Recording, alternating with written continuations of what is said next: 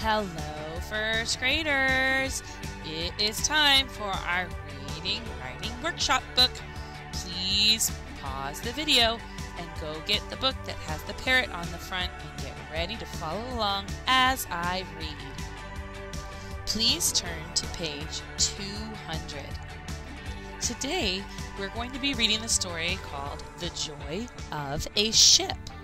Wow, look at that huge ship. It looks like a cruise ship to me. Our essential question this week is, how do things get built? Like, who built this ship and how do they even get started to build a ship? What's the first step? We're going to be reading about building this ship. So at the bottom, the caption says, ships take people and things all over the world. How does a ship get made? Find out here. What is needed to build a ship? Making ships employs many workers. This task uses lots of tools and parts as well. Let's see how a ship is made, step by step. So there's a little caption underneath the people and it says, these people study the plans for the ship. There are many things to do. So look at that ship all on the studs, meaning like just the wood. Frame it. First, workers build a frame. The ship frame can balance on blocks up above a dock. Huge cranes hoist the big parts in place so they do not fall. Workers must avoid being bumped by these big pieces of steel. Wow, look at that huge crane.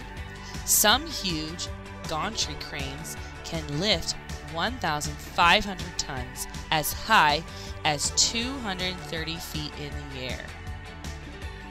Sheets of steel. First, two kinds of metal are melted into steel. It boils. Hot steel flows into flat metal sheets and molds. When steel gets cold, it gets hard. The steel sheets are then ready for making a ship. So you can see right here that there's a mold, almost like when you play with Play-Doh. You might have a mold that you put the Play-Doh into.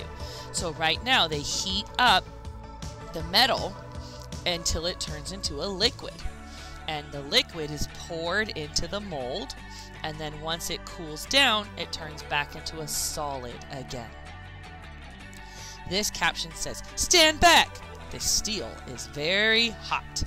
A worker joins each steel section by heating the edges, called joints.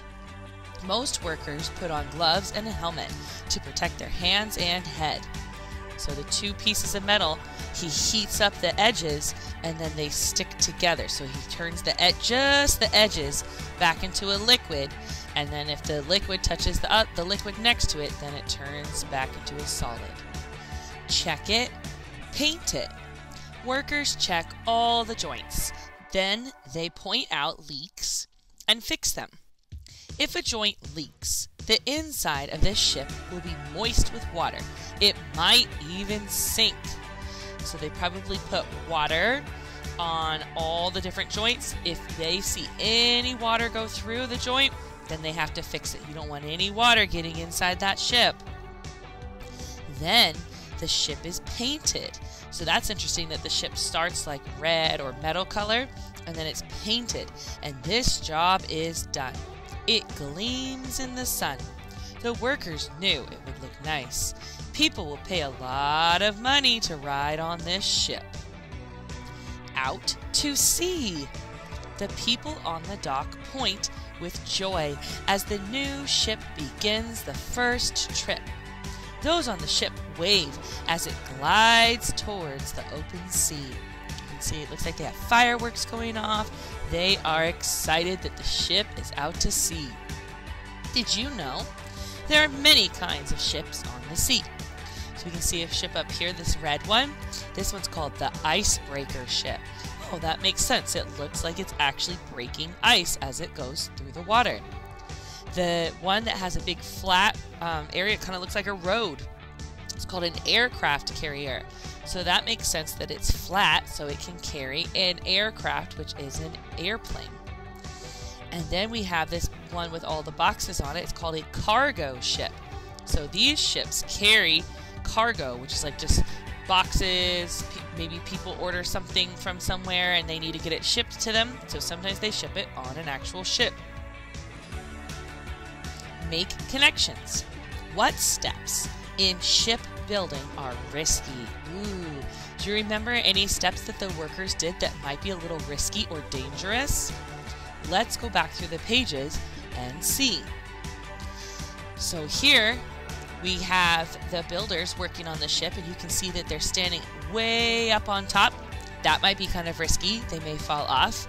Remember, we have these huge cranes over here, and it talked about how the workers must avoid being bumped by these huge pieces of steel as they move. The cranes move those big pieces of steel around. That's pretty risky. What about this page where they're melting the metal? So if you have to get metal so hot that it melts, that could burn you for sure. So I'm sure the workers have to stay clear so that they don't get burned. Then we have this other worker over here. He's doing a job that requires him to wear gloves and a helmet. If you have to wear gloves and a helmet for a job, that's pretty risky. So he's using this torch to melt the metal back down. So I bet if he touched the end of that torch, it would probably burn him. That's pretty risky. How about this one? These workers have to balance on these little boards or these little walkways up on the side of the ship to not only paint it, but they also have to do it while they're welding it or while they're melting it down to fix all of the leaks. They could fall. It's pretty high up there. That's pretty risky. Thanks for joining me today, my friends. Don't forget to do the activity on the next slide.